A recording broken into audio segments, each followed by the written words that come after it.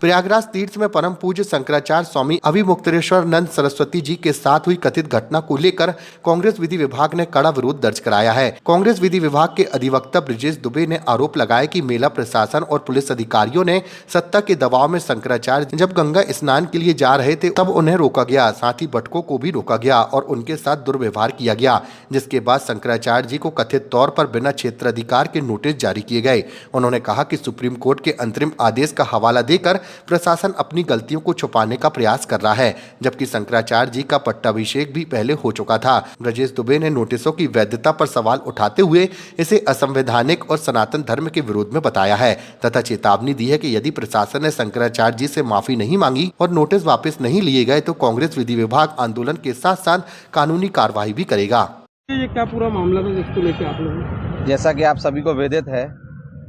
कि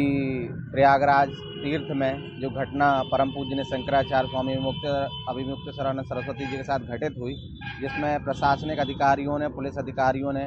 सत्ता के नशे में वहां पर उनका न केवल शंकराचार्य जी का बल्कि छोटे छोटे बटुक जो वहां पर बेचारे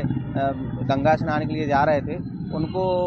भी रोका, उनके साथ मारपीट की। विषय ये है कि उसके बाद जो मेला प्रशासन है उन्होंने परम पूज्य शंकराचार्य जी को एक नोटिस जारी किया और उस नोटिस में तमाम उसमें एलिगेशन लगाए हैं कि आपके सुप्रीम कोर्ट का स्टे है, आपके हैसियत से शंकराचार्य लिख रहे हैं या शंकराचार्य के हिसाब से स्नान करने चाह रहे हैं। ये कहावत वही है, उल्टा चोर कोतवाल को डांटे। सत्ता अपनी गलती छुपाने के लिए सुप्रीम कोर्ट का जो आदेश है वो आदेश शंकराचार्य जी के पट्टाभिषेक के बाद का है और सारी परिस्थिति आप ये बताइए, अगर जब पट्टाभिषेक हो चुका था उसके बाद सुप्रीम कोर्ट के संज्ञान में जो जिनने एप्लीकेशन लगा दी है, क्यों नहीं उन्होंने बताया कि पट्टाभिषेक हो चुका, अब इस इंटरिम ऑर्डर का क्या औचित्य है। लेकिन चूंकि पट्टाभिषेक पहले हो चुका था तो ये जो सारी जो गतिविधियां प्रशासन के द्वारा की जा रही हैं केवल ये सनातन के विरोध में या धर्म के विरोध में ही नहीं है बल्कि लीगल इशू भी है इसमें। ये अवैधानिक है, बिना किसी क्षेत्राधिकार के। उनको क्या क्षेत्राधिकार है मेला प्रशासनिक अधिकारियों को वो शंकराचार्य जी से सवाल करें कि क्या बोलते हैं आप शंकराचार्य के हैसियत से वहाँ पर स्नान करने जा रहे हैं। स्पष्ट दिख रहा है कि उनके पीछे जो सत्ताधीश हैं वो कहीं ना कहीं, चूँकि शंकराचार्य जी ऐसे विषय उठा रहे हैं जिसमें सत्ता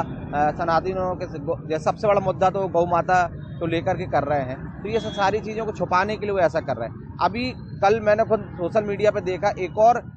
नोटिस पूज्य शंकराचार्य जी को जारी किया। आप उस नोटिस में देख रहे हैं नीचे किसी भी अधिकारी का ना तो कोई पद लिखा है ना तो कोई नाम लिखा है, केवल ये कि आप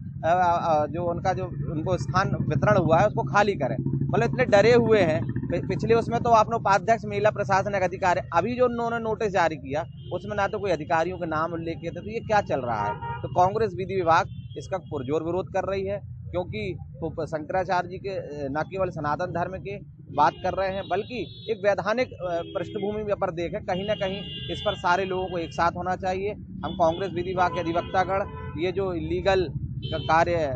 उत्तर प्रदेश प्रशासन और अधिकारियों के द्वारा किया जा रहा है उसका हम घोर विरोध करते हैं और प्रशासन और पुलिस विभाग को चेतावनी देते हैं कि यदि उन्होंने पूज्य शंकराचार्य जी से माफ़ी नहीं मांगी, उनको जारी नोटिस को वापस नहीं लिया तो कांग्रेस विधि विभाग के अधिवक्तागण इस पर आगे आंदोलन भी करेंगे और इस पे लीगल जो भी इशू रहेंगे उसको हम आगे परस्यू करेंगे।